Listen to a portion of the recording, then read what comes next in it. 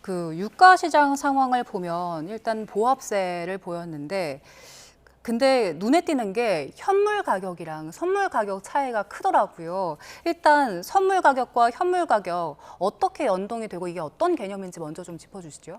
일단 현물 가격은 오늘 당장 쓰는 기름 예. 가격이라고 보시면 될 것 같아요. 현물이란 것은 뭐 금도 현물이고 금도 선물이 있고 주식도 현물이고 선물이 있는데 현물 가격이란 것은 근본적으로 당장의 가격. 오늘 내가 기름을 1리터 사다 그러면 물론 이건 대규모 거래이기 때문에 1리터 단위 거래는 아니지만 뭐 몇백만 배를 살라 그러면 현물 시장에 가서 주고 받는 이런 거래라고 보시면 될 것 같고요. 선물은 몇 개월 뒤에, 뭐 6개월 뒤에 인도받는 가격이라고 한번 보시면 될 것 같습니다.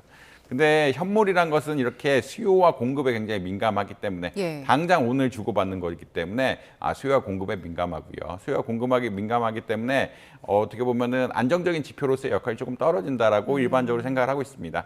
오히려 유가 같은 경우에는 실물이고 실물 같은 경우에는 이런 현물보다는 오히려 선물 가격들이 시장의 상황 같은 것들 미래의 사람들이 가격에 대한 기대감도 있고 경제의 전망, 거시경제적 환경 같은 것들이 다 반영되고 있는 거라고 생각을 하고 있기 때문에 보통 선물이 벤치마크로 쓰인다. 그리고 우리가 브렌트유 가격 이런 것들 혹은 WTI 가격, 텍사스산 석유유 가격 같은 것들 모두 선물 가격이라고 이해를 하고 있는데 선물 가격이 중요하게 된 건 아무래도 시장 참여자들이 좀 장기간의 어떤 시야를 갖고 시장의 전망 같은 것들 반영하면서 그리고 보다 워낙 사실 이제 현물이라는 것은 아까 말씀드린 것처럼 너무 짧은 시간 안에 그러니까 수요와 공급이 급변하기 때문에 그런 것보다는 선물 투자를 일반적으로는 좋은 지표로 친다 이런 말씀 드릴 수 있을 것 같습니다. 예, 지금 현물 그리고 선물 상황 좀 더 자세히 보면 현물 가격이 132달러인데 선물 가격이 99달러 정도. 그러니까 두 개가 30달러 넘게 차이가 나는 상황이거든요.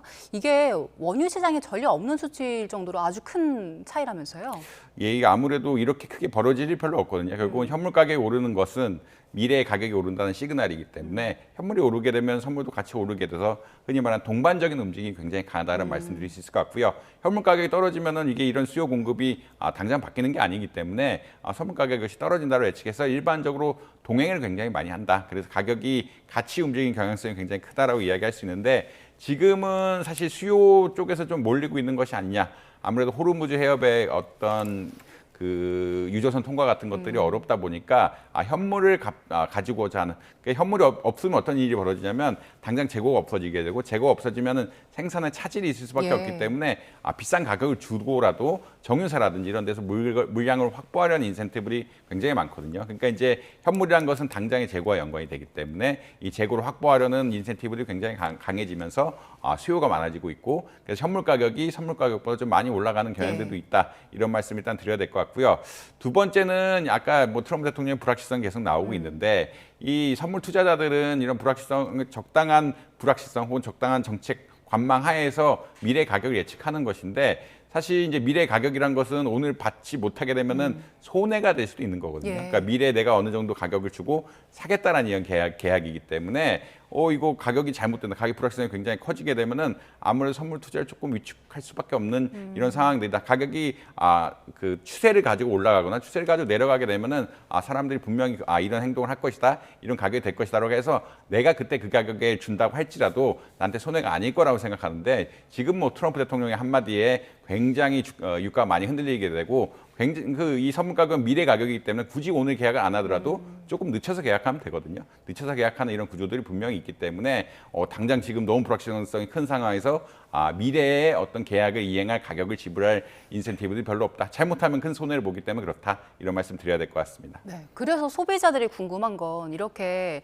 현물과 선물의 가격차가 큰 상황이 유지가 되면 우리에게는 소비자에게는 어떤 영향을 미치는가 이 부분일 것 같은데요. 사실 이제 현물이 그러니까 선물하고 이제 가격차 큰 게 하나가 있고 그렇다는 얘기는 선물에 반영돼야 될 가격들이 현물에 많이 반영되는 것이 아니냐라는 의견이 나오고 있거든요.